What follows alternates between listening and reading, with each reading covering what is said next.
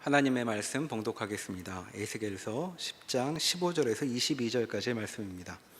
구약성경 1161면 어간에 있습니다.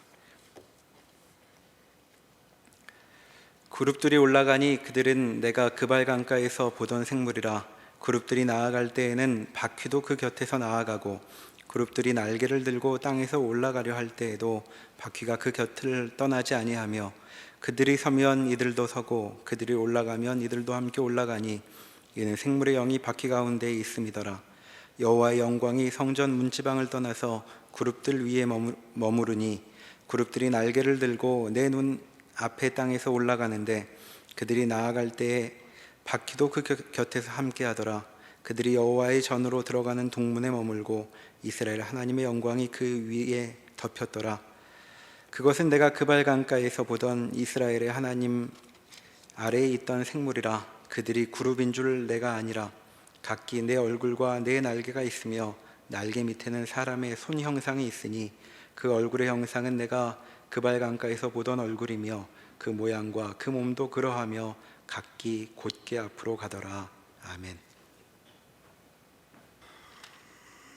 그 에스겔서 우리가 이제 읽었던 이 본문 말씀은 8장에서부터 이어져 오고 있는 그 에스겔이 그 바벨론의 포로로 잡혀간 사람들 중에 지도자에 해당하는 장로들 앞에서 지금 에스겔이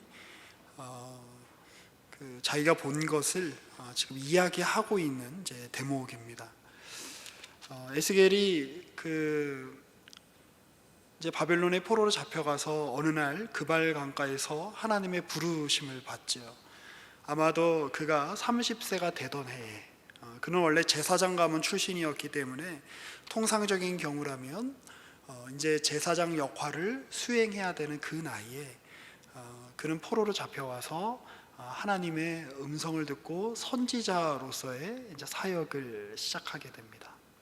그리고 그 그발 강가에서 하나님께서 그 놀라운 그 보좌 위에 계시고 그들 가운데 말씀하고 계신다라는 사실을 보게 되는데, 그 장면을 묘사하기 위해서 그 하나님을 모시는 그룹들, 그러니까 천사들의 어떤 그러한 영광스러운 형체에 대한 그 기록이, 서술이 앞에 이제 많이 기록되어 있습니다.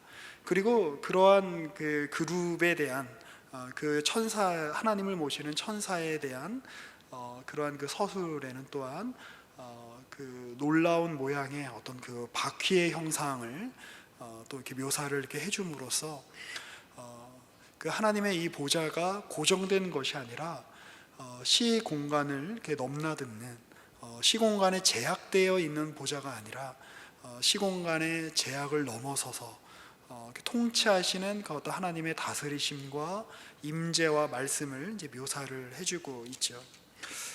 우리가 이제 지지난주부터 이제 살펴보고 있는 이 8장의 내용은 그러한 에스겔의 그 예언 사역, 선지자로서의 사역이 이제 시작된 지 한 1년이 좀 넘었을 때에 이제 일어난 일입니다.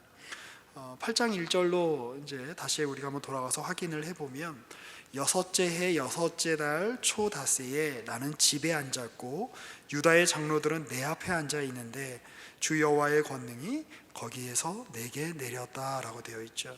학자들 사이에서 아마도 이제 이 날이 9월 초쯤 될 거다. 어떤 분들은 정확하게 9월 17일쯤이다라고 이제 이렇게 확정하는 학자들도 있으십니다만, 이제 8월이나 이제 9월에 어느 좁은 방에 이제 일종의 그 유대 임시 정부의 그 어떤 지도자에 해당하는 사람들이 지금 에스겔한테 지금 몰려온 겁니다. 그 좁고 그 무더운 날씨에 좁은 방에 이렇게 모여서 이 사람이 지금 하나님께 부름을 받아 선지자가 되었다는데, 예언 사역을 한다는데 과연 우리 민족 공동체의 앞날이 어찌 될 것인가 한번 하나님께 여쭙고 싶다라는 아마 심정으로, 그리고 이제 그들의 마음에는 그런 앞날에 어떤 일이 벌어지게 될 것인가에 대해서 묻는 마음과 동시에 우리가 이대로 망하면 안 되는데 라고 하는 어떤 소망의 마음이 훨씬 더 컸을 겁니다. 여러 번 말씀드렸듯이 바벨론의 포로로 잡혀가는 과정은 수차례에 걸쳐서 이루어졌고, 지금 이 시점에서는 아직 예루살렘 성이 함락되거나 성전이 무너지지 않은 상황입니다. 아직 유다 나라는, 왕국은 아직 건재하고 있는 상황이고, 주요한 인물들이 지금 이제 포로로 잡혀와 있는 상황인 것이죠. 그래서 이들의 소망은 무엇이었을까요? 우리가 빨리 고국으로 돌아가게 되는 것. 한 1500km, 1600km의 어떤 여정을 이렇게 따라서 이렇게 왔는데, 다시 우리가 유다로 돌아가서 하나님이 우리에게 주신 땅에서 하나님의 백성으로서 그렇게 살게 되리라는 어떤 희망과 소망을 안고, 지금 에스겔에게 우리 민족의 앞날이 어떻게 될 것인가를 묻는 심정으로 지금 이 자리에 왔을 겁니다. 그런데 에스겔이 그들에게 말한 내용은 그들의 기대를 정면으로 이렇게 부수는 그러한 그 암울한 이야기들을 하고 있습니다.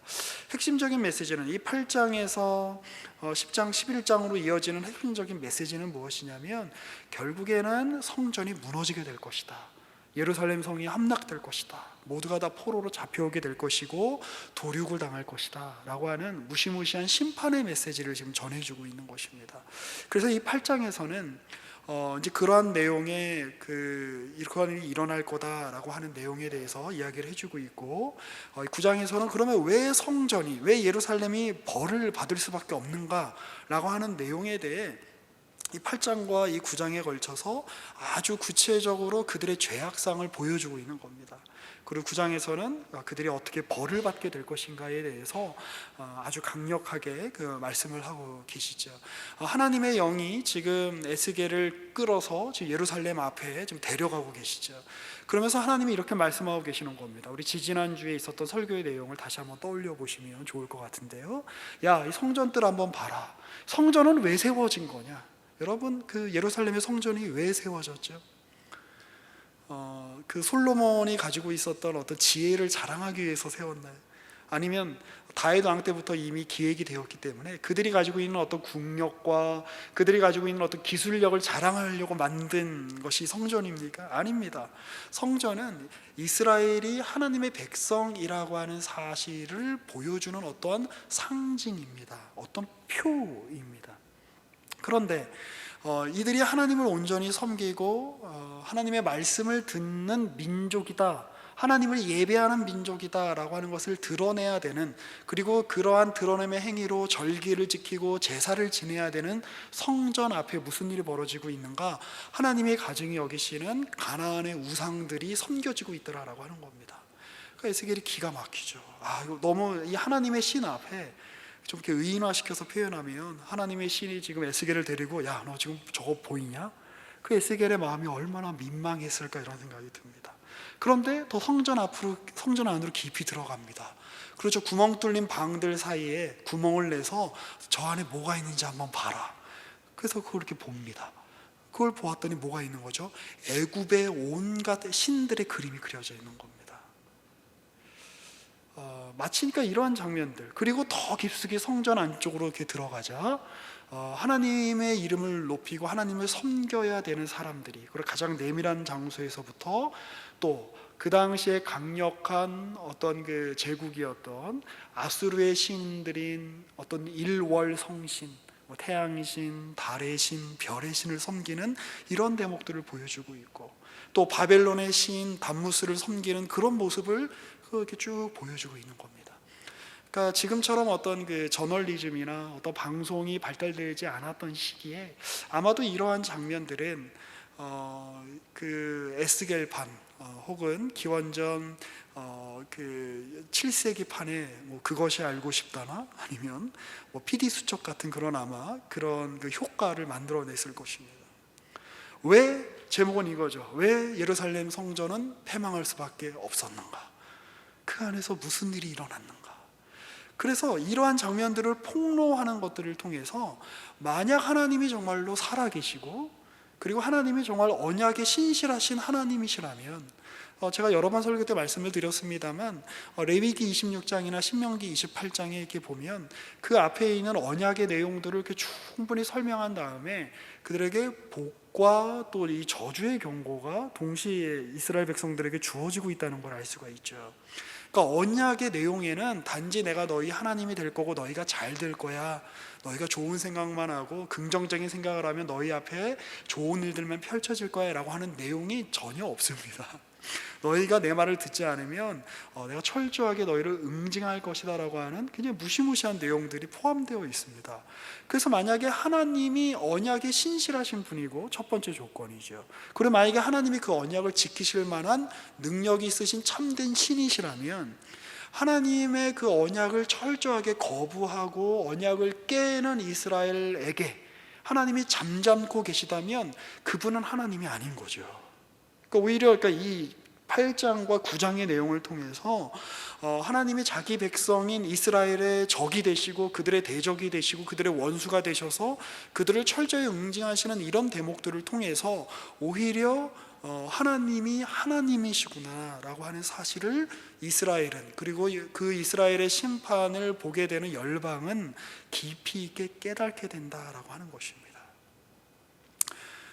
제가 이제 어디선가도 이제 그런 비유를 들었는데, 제가 자식이 있는데, 가정이 아니고 실제로 그렇습니다. 자식들이 있는데, 제가 제 아이에게 뭐 어떤 이제 이렇게 훈육에 관련된 어떤 약속을 했다고 한번 가정해 보시죠.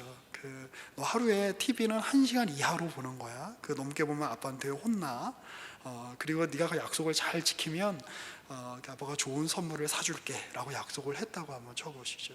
그러면 그 아버지로서의 어떤 말의 권위와 그리고 어떤 인격적인 어떤 신실함은 언제 드러나게 되겠습니까? 그 약속을 지킬 때 드러나는 것이죠. 그래서 그 아이가 약속을 잘 지켰을 때, 그래 네가 원하는 선물이 뭐니? 라고 하며 선물을 사주기도 하고, 아이가 약속을 지키지 않으면 그래 네가 참 힘들었구나, 얼마나 TV가 보고 싶었으면 그렇게 하루에 10시간씩 보겠니, 좀 더 봐라 그러면서 12시간씩 봐라, 아니 이 24시간 내내 봐라 이러면서 아이에게 이렇게 해준다면 좋은 아버지겠습니까? 아니죠. 그거는 일종의 어떤 방치를 넘어 일종의 학대를 하는 겁니다. 그렇죠? 좋은 아버지는, 좋은 부모는 그럴 수 없습니다. 때로는 저 사람이 우리 아빠 맞아 라는 생각이 들 정도로 화를 내기도 하고, 협박을 하기도 하고, 설득을 하기도 하고, 겁을 주기도 하고, 애원을 하기도 합니다. 자, 이런 대목들에서 이제 우리가 생각을 해야 되는 지점들이 바로 이제 그런 부분이에요. 이스라엘과 하나님은 도대체 어떤 관계인가? 단지 하나님이 저 멀리 우주에 계시면서 얘따 받아라, 율법이다 딱 던져주고, 이 매뉴얼책 잘 읽고 거기 있는 대로 잘 행동해, 그럼 복 받을 거야, 한번 잘해봐라 이러고 딱 떠나시면서 그 말대로 행하면 그 말에 적합한 어떤 그 복을 주고, 그렇지 않으면 저주를 주면서 무감정하게 하는 그런 분이 아니라, 하나님은 이스라엘을 자녀로 생각하신다는 거예요. 자식으로 생각하신다는 거예요. 연인으로 생각하신다는 거예요. 우리 지난주 설교 말씀 잘 한번 떠올려 보시죠. 그러니 하나님이 가만히 계실 수 없는 겁니다, 이스라엘에 대해서. 그래서 선지자들을 보내서 니네 계속 그런 식으로 나가면 니네 곤란하다, 왜냐하면 나는 언약에 충실한 하나님이다, 니네 그러면 벌 받는다고 모세 때부터 이미 얘기했다. 근데 니네 자꾸 지금 글로 니네 가고 있는 거 니네도 알고 있지. 니네가 정신 차려야 된다는 거 니네도 알고 있지. 그런데 왜 이렇게 정신을 차리지 못하냐? 혼난다. 계속 경고를 주시는 거죠, 선지자들을 통해서.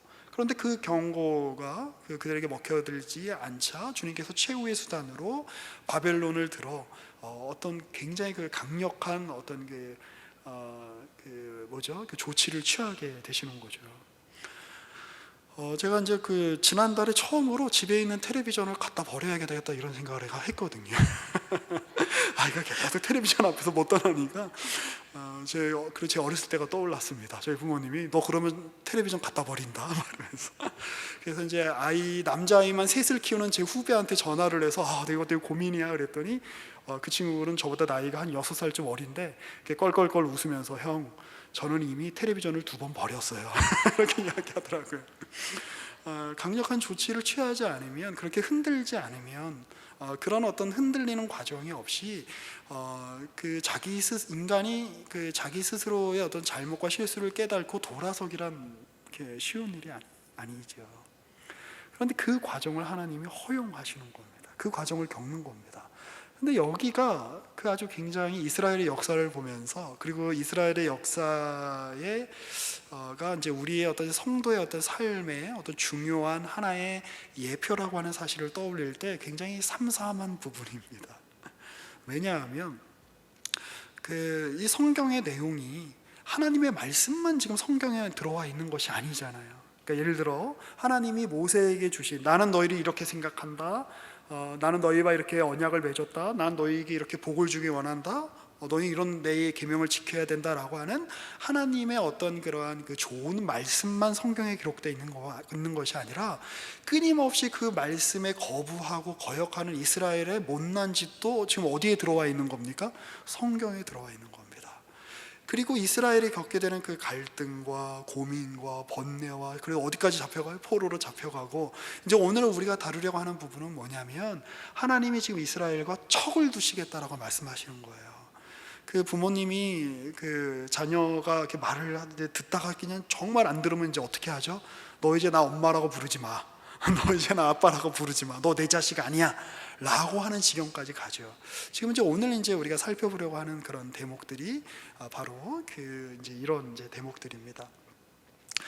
지금 에스겔서 이제 8장에서 이제 10장에 이르기까지 왜 예루살렘이 멸망할 수밖에 없는가, 그들의 죄악이 얼마나 큰가라고 하는 것들에 대해서 아주 신랄하게 묘사를 하고 있다라고 말씀을 드렸는데요. 그 9장 또 3절을 한번 보시죠. 이 9장 3절부터는 이제 10장, 11장에 이렇게 쭉 이어지는 내용을 통해서 하나님의 임재가, 그리고 하나님의 영광을 걷어가시는 어떤 하나님의 특단의 조치를 이제 우리는 발견하게 됩니다. 3절을 보실까요? 그룹에 머물러 있던, 그러니까 여기서 말하는 그룹이라는 거는 지성소 안에 있는 그룹이에요.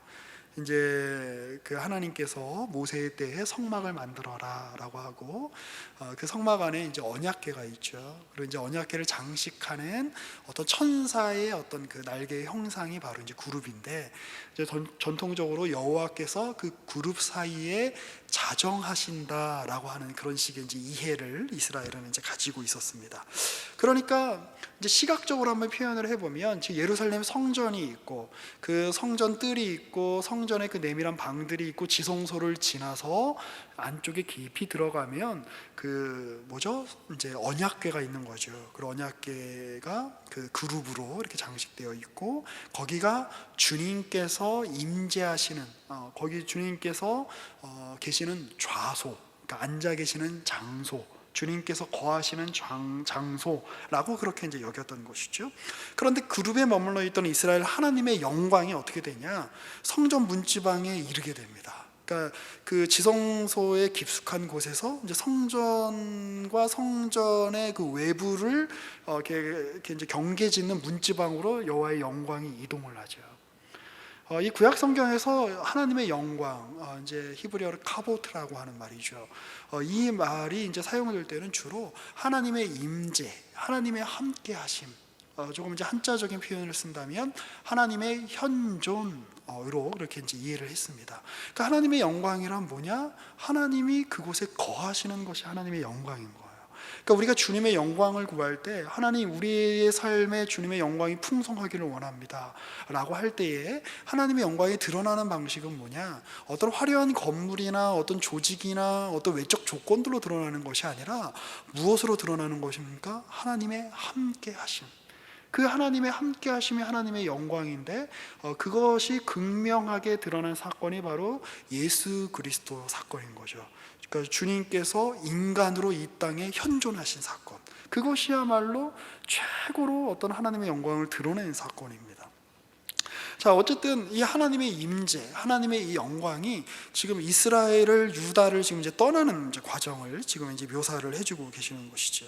자, 10장 1절도 한번 보실까요? 이에 내가 보니 그룹들 머리 위 궁창에 남보석 같은 것들이 나타나는데, 그들 위에 보좌의 형상이 있는 것 같더라. 하나님이 가는 배 옷을 입은 사람에게 말씀하여 이르시되, 너는 구름 밑에 있는 바퀴 사이로 들어가 그 속에서 숯불을 두 손에 가득히 움켜가지고 성읍 위에 흩으라 하시매, 그 그가 내 목전에서 들어가더라. 그 사람이 들어갈 때의 그룹들은 성전 오른쪽에 서 있고 구름은 안뜰에 가득하며 여호와의 영광이 구름에서 올라와 성전 문지방에 이르니 구름이 성전에 가득하며 여호와의 영화로운 광채가 뜰에 가득하였고, 이제 어떻게 보면 이제 여호와의 영광이라는 어떠한 이러한 이 묘사가 이제 단지 그 어떤 그 소극적인 형태로 그러니까 어떤 뭐라 그래야 되죠? 어떤 하나의 어떤 그 사물의 형태로 지금 묘사되고 있는 것이 아니라 인간이 눈으로 볼 수 있는 어떤 그 사물을 넘어서 어떤 성전 안에 충만히 임재하시는 어떤 하나님의 그 놀라운 어떤 그 능력으로 지금 이제 묘사가 되고 있다는 사실을 이제 기억을 할 필요가 있습니다. 여기서 이제 말하는 숯불이라고 하는 것은 단지 나무를 어떤 태우고 이제 남게 된 어떤 몇 가지 어떤 남은 조각 정도를 의미하는 것이 아니라 이글이글 어떤 불타오르는 어떤 불덩이라고 표현해야 어떻게 보면 더 맞을 것입니다. 그리고 이 불덩이가 이제 어디에 쏟아지게 되는 것입니까? 이스라엘에게 쏟아지게 되는 것이죠. 그리고 그 일들이 현실화되는 것이 무엇이냐? 바로 바벨론의 침공으로 말미암아 그 이제 유다가 예루살렘이 성전이 이제 무너지게 되는 것, 그것이 바로 이제 이제 여기서 이제 묘사하고 있는 어떤 그런 이제 그 대목일 것입니다. 이 대목은 이제 조금 이제 저희가 저 후반부에서 좀 드릴 말씀이 있기 때문에 조금 더 살펴봤으면 좋겠는데요. 우리 5절입니다. 그룹들의 날개 소리는 바깥들까지 들리는데 전능하신 하나님의 말씀하시는 음성 같더라. 하나님이 가는 베옷을 입은 자들에게 명령하시기를 바퀴 사이 곧 그룹들 사이에서 불을 가져가라 하셨으므로 그가 들어가 바퀴 옆에 솜에 그 그룹들 사이에서 손을 내밀어 그 그룹들 사이에 있는 불을 집어 가는 베옷을 입은 자의 손에 주매 그가 받아가지고 나아가는데 그룹들의 날개 밑에 사람의 손 같은 것들이 나타나더라. 내가 보니 그룹들 곁에 네 바퀴가 있는데 이 그룹 곁에도 한 바퀴가 있고 저 그룹 곁에도 한 바퀴가 있으며 그 바퀴 모양은 황옥 같으며 그 모양이 넷이 똑같은데 마치 바퀴 안에 바퀴가 있는 것 같으며 그룹들이 나아갈 때는 사방으로 몸을 돌리지 아니하고 나아가되 몸을 돌리지 아니하고 그 머리 향한 곳으로 나아가며 그 온 몸과 등과 손과 날개와 바퀴 곧 네 그룹의 바퀴의 둘레에 다 눈이 가득하더라. 내가 들으니 그 바퀴들을 도는 것이라 부르며 그룹들에게는 각기 네 면이 있는데 첫째 면은 그룹의 얼굴이요 둘째 면은 사람의 얼굴이요 셋째는 사자의 얼굴이요 넷째는 독수리의 얼굴이더라. 자, 여러분, 이 부분, 이 대목, 그룹 사이에 숯불이 있더라, 그리고 그 숯불을 취한다라고 하는 이 이야기를 좀 제외하고 이 나머지 묘사는 우리가 굉장히 익숙하죠. 어디서 많이 본 것 같은 구절이죠. 잘 알고 계시듯이 1장과 이제 우리 2장을 우리가 읽을 때에 묘사되었던 이제 그러한 이제 대목입니다. 자, 하나님의 지금 임재, 하나님의 보좌가 사실 이스라엘이 유다가 생각했을 때는 자신들이 만들어 놓은 성전 안에 있는 지성소 안에 주님이 계신다라고 생각하며 어떤 지역적인 한계, 공간의 한계, 어떤 시간의 한계 속에 하나님의 임재가 머물러 있는 것이다 라고 생각했는지 모르겠어요. 그리고 이제 그러한 생각들이 그들로 하여금 마음껏 우상 숭배를 하게 만들었는지도 모르겠습니다. 그 성전 안에 왜 그렇게 다른 나라의 이방 신들을 섬기는 제의와 그 다음에 그들의 형상들이 거기 안에 있었을까요? 고대 세계에서는 여러분들이 잘 아시는 것처럼 이 정치와 종교가 그렇게 분리되어 있지 않았습니다. 그래서 그들이 바벨론의 어떤 힘을 의지하고 싶었을 때는 바벨론의 신들을 섬기는 제의가 유행했을 것입니다. 그리고 성전의 내밀한 곳에 그 이집트의 어떤 그 애굽의 어떤 신들의 형상이 있었다는 것은 그들이 애굽의 신들의 형상을 모셔놓고 그 신들에게 절을 하며 빌면서 뭐라고 빌었을까요? 이 예루살렘의 이 정치적인 상황은 굉장히 복잡한 상황인데 뭐냐면 전통적인 강자는 지금 애굽 사람들입니다. 그런데 지금 신흥 강자인 아수르가 일어나서 북이스라엘을 멸망시키고 남유다를 거의 멸망 직전까지로 몰고 갔습니다만 히스기야 때 이제 그들이 이제 물러나죠. 그리고 다시 일어난 바벨론이라고 하는 이 거대한 세력이 또 지금 쳐들어와서 지금 예루살렘은 바벨론 편에 서야 될까 애굽 편에 서야 될까 왔다 갔다 하며 지금 약간 골치 아픈 상황에 있는 겁니다. 자, 그런데 뭐 어느 사회나 마찬가지고 뭐 지금의 우리 사회도 마찬가지입니다만, 그 안에는 각자 자기가 가지고 있는 혹은 자기가 속한 어떤 그 위치와 어떤 집안과 또 자기에게 어떤 이론, 어떤 이권의 어떤 그런 엮여서 친바빌론파와 친애굽파가 있었다는 것이죠. 그래서 친바빌론파는 우리가 빨리 바벨론과 화친해야 한다라고 하며 바벨론의 신들을 모셔왔을 겁니다. 그리고 친애굽파는 우리는 애굽편과 애굽과 같이 동맹을 맺어서 바벨론하고 맞서야 된다라고 생각을 하며 그 애굽의 신들을 모셔와서 그 애굽의 신들에게 경배하며 애굽의 신들이 감동을 주어서 애굽의 왕이 그 군대를 우리에게 보내서 바벨론의 세력으로부터 우리를 자유하게 해주십시오라고 하는 마음으로 아마 그렇게 성전 안에서 다른 신들을 향한 어떤 그러한 그 제의가 이루어진 것이 아닐까라고 그렇게 생각하는 학자들도 있습니다. 자, 이제 그러한 이제 그 과정 가운데에서 하나님께서 왜 유다가, 왜 이스라엘이 그러면 그 자신들이 하나님의 백성이라는 사실, 하나님만 섬겨야 한다는 사실을 기억하지 못하고 왜 그런 그 어떤 그 다른 어떤 그 나라의 도움을 바라고 다른 나라의 어떤 종교의 어떤 제의들을 통해서 어떤 그런 그 신들의 어떤 도움을 받으려는 어떤 주술적인 어떤 목적으로 어떤 이러한 그 우상 숭배들을 하게 되었을까요? 하나님을 향한 이해가 없는 것이죠. 그렇죠. 하나님은 예전에 우리 모세 때에 바로에게서 우리를 구출해 주실 수 있는 신이셨는지는 모르겠다. 이 여호와 신앙은 모세를 통해서 주어진 이 율법은 그때에는 유효한 것이었는지 모르겠다. 그런데 우리 시대에는 안 맞다. 우리 시대에는 우리 시대에 맞는 새로운 사상, 새로운 종교, 새로운 제의가 필요하다. 새로운 신들이 필요하다. 이것이 훨씬 더 첨단이고 훨씬 더 유행에 맞는 것이고 이것들을 통해서 우리의 안전을 보장받을 수 있다라고 하는 마음이 그들 안에 있지 않았을까요? 그런데 지금 에스겔을 통해서 끊임없이 보여주고 있는 것이 무엇이냐면 에스겔서 초반부 1장과 2장에서 나타나는 그발강가에 임재하시는 하나님의 그 영광이 무엇을 보여주는 겁니까? 야, 내가 예루살렘에만 머물러 있는 신인 줄 아냐? 내가 예루살렘에 성전을 지으라고 한 것은 내가 예루살렘 성전이라고 하는 시공간, 어떤 그런 공간과 너희들에게 준 어떤 절기, 구약의 어떤 제의들, 그러한 그 제의적인 시간 안에 내가 국한되고 제한된 존재라는 뜻이 아니라 너희 인간은 나와 달라서 시간과 공간을 초월할 수 있는 존재들이 아니니 내 스스로 너희에게 몸을 굽혀서 너희에게 적응하여 너희의 시간과 너희의 공간 속으로 나 자신을 제한시켜 너희들에게 나를 보여준 것에 불과하다. 그런데 눈에 보이는 성전, 눈에 보이는 지성소, 눈에 보이는 언약궤가 하나님의 임재의 전체라고 생각하고 거기에 하나님의 영광의 모든 것이 달려있다고 생각한다면 그건 굉장히 큰 오해죠.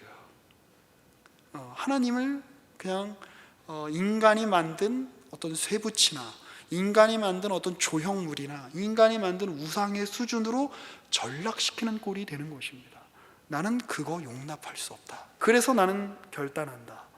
이 영광이, 내가 예루살렘 안에 머물렀던 이 영광과 능력이 여기에만 머무는 것이 아니라 온 열방에 너희들이 어디에 가 있다라고 할지라도 1500km, 1600km 떨어진 그 장소에 있다라고 할지라도 나는 거기에 임재하는 하나님이 나를 바로 바퀴라고 하는 이 수단을 통해서, 이 바퀴가 무엇을 따라갑니까? 그룹, 하나님의 보좌를 모시는 천사를 쫓아서 가는 거예요.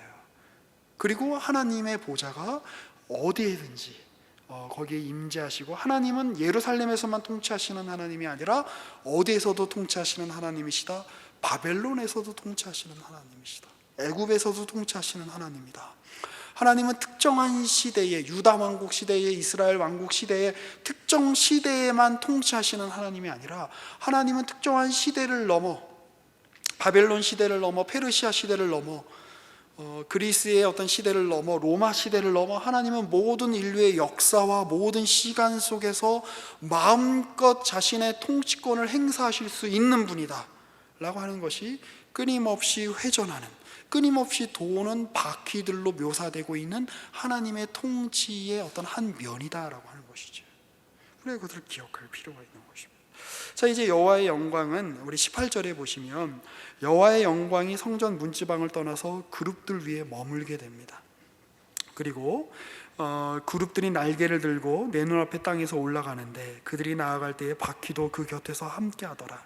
그들이 여호와의 전으로 들어가는 동문에 머물고 이스라엘의 하나님의 영광이 그 위에 덮였더라. 이제 지성소에 머무셨던 하나님의 영광이 성전을 나와 이제 그 동문에 지금 머물게 되는 어떤 이제 그러한 상황입니다. 근데 그런 상황 가운데에서 11장에 또 하나 보여주는 사건이 있습니다. 11장에는 바로 무엇이냐면 11장 1절 보실까요?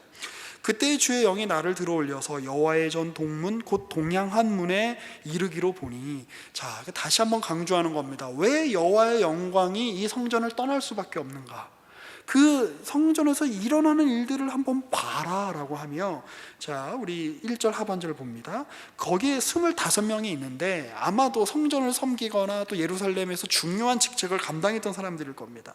그런데 그 중에 아술의 아들 야아사나와 부하의 아들 블라데아를 보았으니 그들은 백성의 고관이라. 그가 내게 이르시되, 인자야, 이 사람들은 불의를 품고서 이 성 중에서 악한 꾀를 꾸미는 사람들인데 그들의 말이 집 건축할 때가 가깝지 아니한즉 이 성읍은 가마가 되고 우리는 고기가 된다 하니, 그러므로 인자야, 너는 그들을 쳐서 예언하고 예언할지니라 라고 말씀하십니다. 이 4절의 의미가 좀 명확하지 않은데 이제 대다수의 성경학자들이 이렇게 해석을 합니다. 그러니까 뭐냐면, 지금 아직은 우리가 집을 살 때가 아니다, 집을 지을 때가 아니다. 왜냐하면 지금 전쟁 중이니까. 그런데 이렇게 전쟁이 나서 대부분의 사람들은 죽임을 당할지 모르겠는데 우리는 괜찮을 거다. 우리는 어떻게 괜찮을 거다? 그 유진 피터슨의 메시지에서는 이 부분을 이렇게 이제 번역을 했어요. 우리는 그 항아리 안에 있는 특등심이다, 이렇게 표현을 했어요. 우리는 고기 중에 최상급 부위라서 밖에서 아무리 막 불이 나고 그래도 우리는 잘 보존되고 지켜질 거다라는 표현이라는 것이죠. 그러니까 이스라엘의 고관이라고 하는 사람들이, 이 유다의 고관이라고 하는 지도자라고 하는 사람들이 우리는 괜찮을 거야. 저 백성들은 죽임을 당할 수 있고 저들은 온갖 처참한 일을 당할 수 있지만 우리에게는 권력이 있고 또 우리에게는 외교력이 있고 우리에겐 재산이 있기 때문에 우리는 잘 보존될 수 있을 거야 라고 하며 이렇게 스스로를 이렇게 안위하는 어떤 이러한 자세를 이제 표현하고 있는 것이죠. 그때 주님께서 이렇게 말씀하시죠. 7절, 그러므로 주 여호와께서 이같이 말씀하셨느니라. 이 성읍 중에서 너희가 죽인 시체는 그 고기요, 이 성읍은 그 가마인데 너희는 그 가운데서 끌려 나오리라. 너희는 너희 스스로를 특등심이라고 생각하면서 다른 이들을 철저하게 죽였는데 오히려 그 성에서 보존은 되는 사람들, 제일 안전한 사람들은 뭐냐면 누구냐면 너희가 죽인 그 사람들이다, 그 얘기를 하는 거예요. 이런 이야기들은 예레미야서라든지 아모스서라든지 이 선지서 내내 흐르는 아주 중요한 지적입니다. 왜 하나님이 나라를 망하게 하실 수밖에 없었는가? 왜 예루살렘 성을 폐망할 수밖에 하실 수밖에 없게 하셨는가? 나라가 있는 목적은 백성을 위해서입니다. 하나님이 율법을 주셔서 그 율법 언약 백성들 안에 그들의 어떤 삶을 존중하시고 그들이 어떤 이방신을 섬기는 사람들이 아니라 하나님을 섬기는 사람답게 인간답게 살 수 있도록 어떤 사회 시스템이 작동해야 되는 것이죠.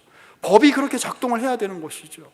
그리고 어떤 정치적인 권력이 왕에게 주어지고 고관들에게 주어진다면 그것은 그가 마치 이스라엘 사람들이 애굽에서 노예 생활을 할 때처럼, 그리고 그들이 바로인 것처럼 자신의 동족들을 착취하고 자신의 동족들을 무너뜨리기 위해서 그런 국가 시스템이나 권력 시스템이 작동되는 것이 아니라 자신의 동족들을 위하고 가난한 사람들, 없는 사람들, 연약한 사람들, 그들을 보존하고 그들의 생명을 지속하기 위해서 언약 백성으로서의 존중되는 삶, 인간답게 살 수 있는 삶을 위해서 그 국가 시스템이 필요한 것이죠.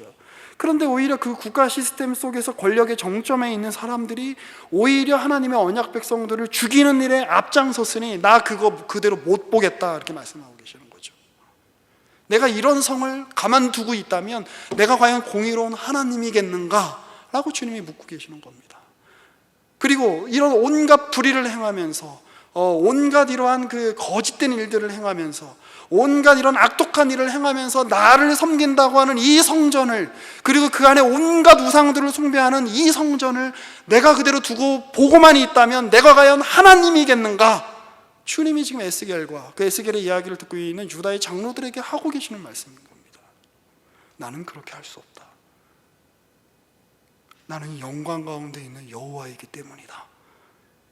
그러니 이스라엘이 그렇게 불의 심판, 우리가 아까 이야기한 바퀴 사이에 있는 그 숯불을 들어서 그 숯불이 유다 가운데 쏟아 부어지는 것은, 그리고 그것의 현실적인 어떤 그 일들로 바빌론이 와서 그들을 쑥대밭으로 만드는 것은 하나님의 언약에 신실하셔서가 아니라, 하나님의 능력이 없으셔서가 아니라, 하나님이 시공간에 제한적인 분이시고 다른 나라의 신들보다 연약하셔서가 아니라 하나님만이 유일한 신이시며 그 어떤 대적자도 없으며 하나님이 그 이스라엘과 유다와 자신의 백성에게 요구하시는 내용이 얼마나 엄중하신가라고 하는 사실을 오히려 반증하는 일이 아니겠습니까?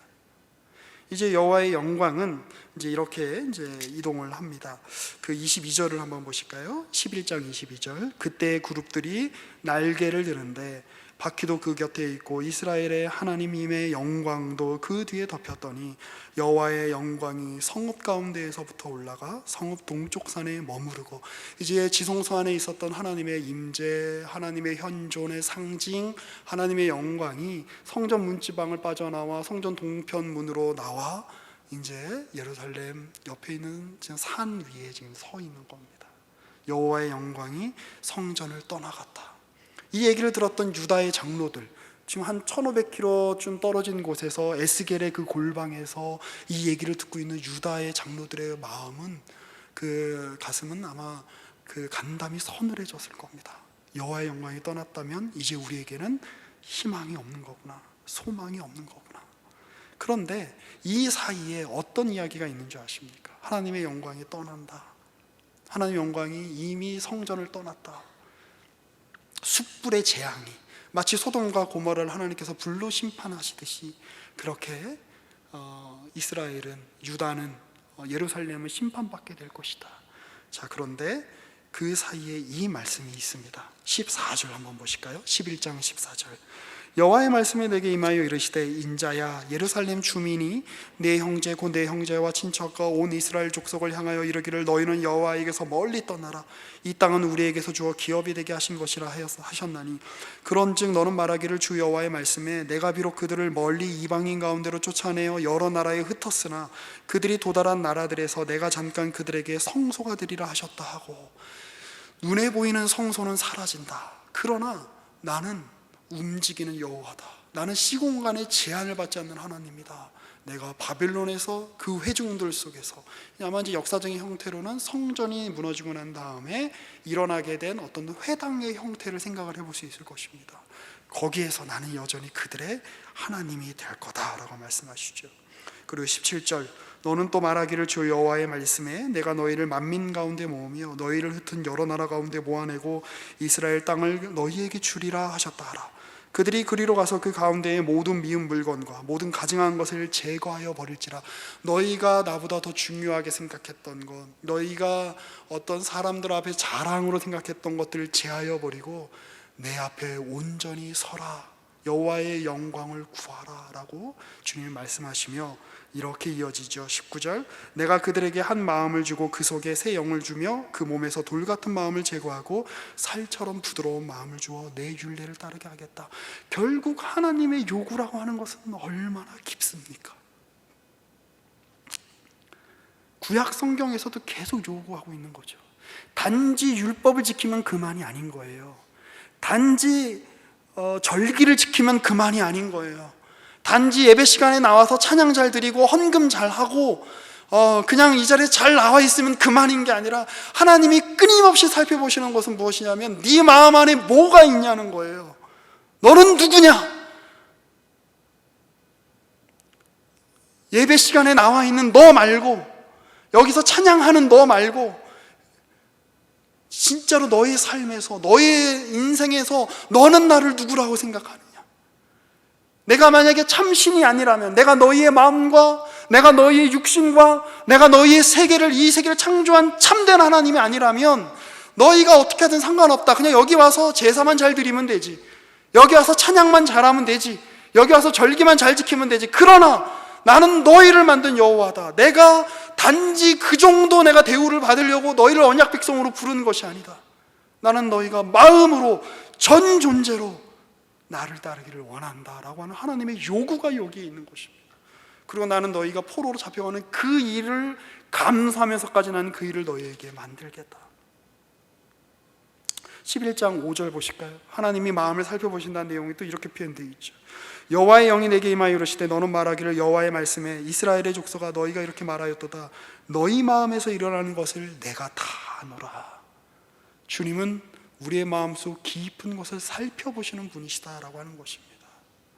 그러니 이 과정을 통해서 이스라엘은 하나님의 숯불을 통해서 철저하게 멸망되는 것 같지만 그들은 그 숯불을 통해서 새로운 존재로 거듭나게 될 것입니다.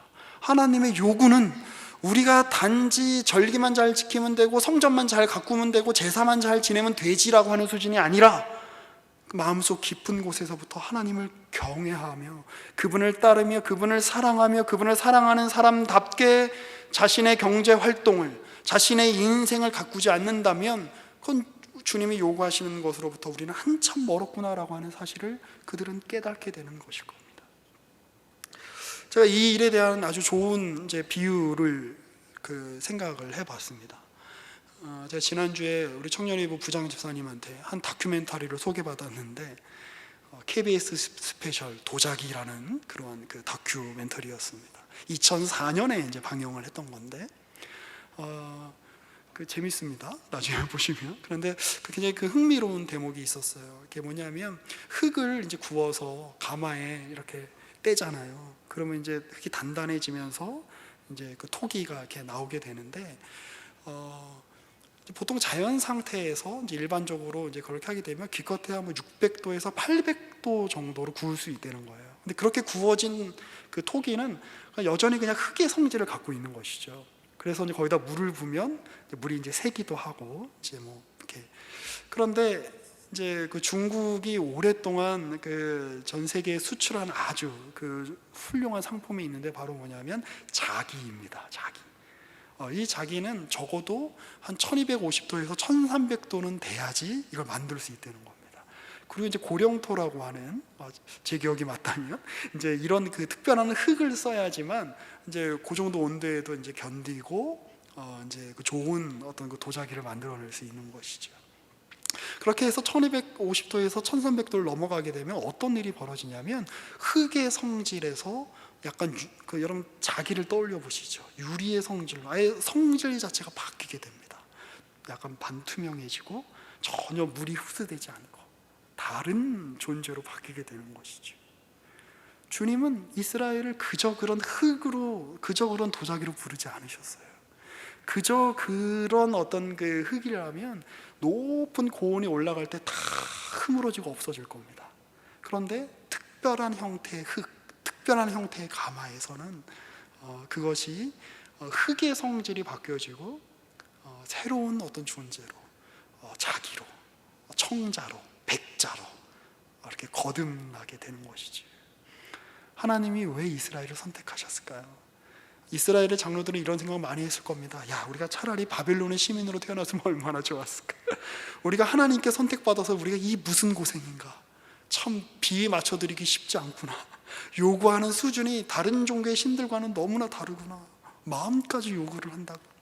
그러나 하나님은 그 요구를 통해서 그 밀어붙이시는 과정을 통해 이스라엘을 백자로, 청자로 빚어내시는 거죠. 그리고 그 일들이 우리의 삶 가운데서도 일어나고 있습니다. 이 에스겔서나 요한계시록 같은 혹은 다니엘서 같은 이 묵시의 말씀을 항상 사람들이 읽을 때에 예민한 감수성이 풍부한 독자들은 자기 시대에 어떤 해당되는 일이라고 읽고, 그리고 이제 더 나아가면 자기 시대가 어떤 이제 종말의 시대라고 이렇게 생각하는 경향들이 좀 있습니다. 그래서 이 에스겔서 같은 경우에도 시한부 종말론이라든지 또 종말에 대한 과도한 어떤 이야기를 했던 사람들이 또 많이 인용하고는 했던 그런 성경 구절입니다. 근데 그런 차원이 아니라 여러분, 어느 시대나 완벽한 시대가 없습니다. 그렇죠? 어느 시대나 무언가 부흥이 일어나고 무언가 어떤 기대에 가득 찬 시대는 어떤 일이 어떤 운동이나 어떤 일이 시작될 때 말고는 대부분 저게 뭔가 이런 시간들을 계속 보내야 돼요.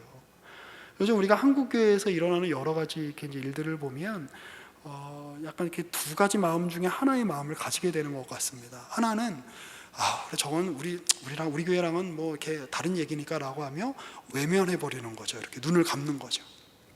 또 하나는 그런 이야기들에 너무 이제 우리가 귀를 기울이며 결국 아무것도 없지라고 하며 체념하고 절망해 버리는 겁니다. 그런데 이 성경은, 그리고 이 예언서들은 체념과 절망과, 한쪽에는 체념과 절망이 있고 한쪽에는 외면과 기만이 있는데 그 양쪽을 다 거부합니다. 우리는 여전히 소망을 품을 수밖에 없다. 우리는 현실에 대해서 눈을 감지 않겠다. 잘못된 건 잘못된 거죠. 그렇죠?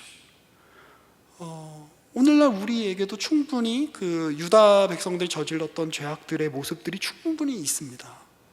우리는 특등심이야. 너희는 다 썩어도, 너희는 다 불타도 우리는 괜찮을 거야 라고 하며 특권의식을 가진, 그리고 그렇게 특권의식을 가진 사람들이 어떤 사회의 어떤 그 정치력과 경제력과 이런 것들과 결탁이 되어서 신앙의 이름으로 가장 오염된 가장 냄새나는 어떤 행동들을 하는 것들을 우리는 굉장히 많이 볼 수 있습니다.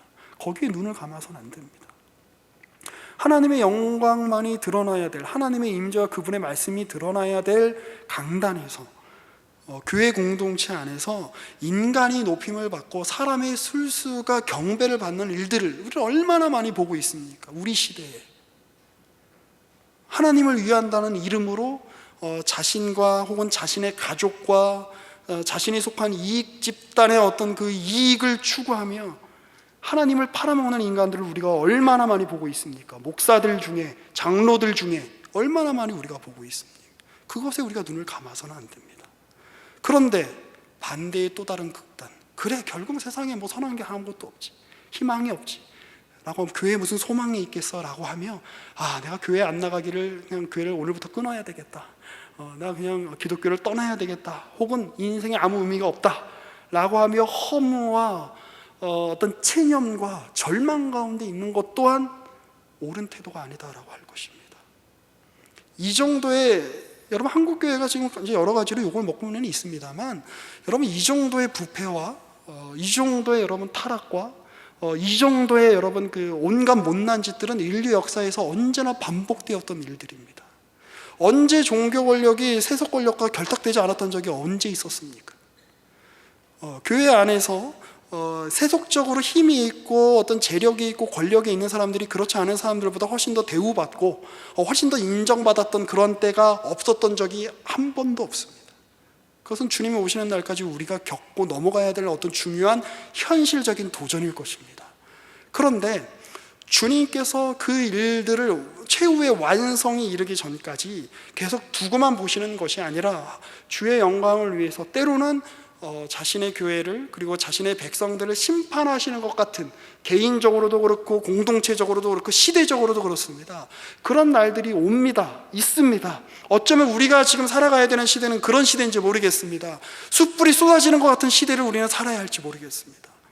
그런데 그 속에서 우리는 희망을 잃지 않을 수 있는데 무엇인가? 하나님은 시간과 공간을 넘어서 다스리시는 하나님이시고, 그분의 손길 아래에서, 훌륭한 도공이신 그분의 손길 아래에서 우리는 보다 나은 것으로 바뀌어갈 것입니다. 그 소망, 그 기대, 그리고 그렇게 소망과 기대를 가질 수 있는 가장 확실한 증거는 바로 우리의 구주이신 예수 그리스도의 십자가와 죽으심과 부활과, 그리고 그분이 성령을 보내셔서 제자들을 통해서 일으키신 그 일들이 성경에 기록되어 있다는 사실입니다. 그러니 눈을 감지도 마시고 기만과 속임수로 현실을 속이려 하지 마시고, 또 반대로 현실이 주는 무게감 앞에 자신의 인생을 허무함 가운데로, 절망 가운데로, 체념 가운데로 몰아내지 마시고 우리 주님과 같이, 주님께서 부르셨던 수많은 믿음의 선배들과 같이 이 불의 시험과 견디기 어려운 시대이나 견디기 어려운 인생이나 주님 그 길, 주님 우리 가운데 만들어내고자 하시는 것이 너무나 크기 때문에 우리는 그 높은 고원에서 사라질 일반 흙이 아니라 자기로 새로운 존재로 거듭날 그런 존재로 주님 우리를 약속하시고 부르셨기 때문에 이 길 걷겠습니다 라고 다짐하시는 저와 여러분 되시기를 주님의 이름으로 권면하고 축복합니다. 기도하겠습니다. 하나님 아버지 감사합니다. 우리가 사는 시대는, 또 우리가 사는 인생은, 우리 개인의 현실은 언제나 만만치가 않습니다. 때로는 우리의 삶에 닥쳐오는 도전들에 대해서 비겁한 자세나 또 기만하는 자세로 회피하고 싶어질 때도 많습니다. 또 반대로 우리의 삶에 일어나는 여러 가지 고통과 불같은 시험들 때문에 절망이나 체념의 자리에 가고 싶은 유혹을 날마다 받기도 합니다. 그리고 우리 그렇게 살아가기도 합니다. 그러나 주님께서 이 모든 과정을 통해서 하나님이 원하시는 목적과 내용으로 주의 언약 백성들을 기르시고 주의 언약 백성들을 정결하게 하시고 주의 언약 백성들을 그 놀라운 세상은 알지 못하는 부활의 영광으로 새롭게 새로운 존재로 빚으실 것이라고 하는 성경의 약속을 이 시간에 굳게 붙잡기를 원합니다. 그러니 주의 성신께서 우리 모두의 마음에 역사하여 주셔서 하나님을 향한 믿음과 신뢰를 놓지 않도록 주여 우리 가운데 힘을 더하여 주시고 용기를 더하여 주시고 지혜를 더하여 주시옵소서. 우리의 구주이신 예수 그리스도의 이름으로 기도합니다. 아멘.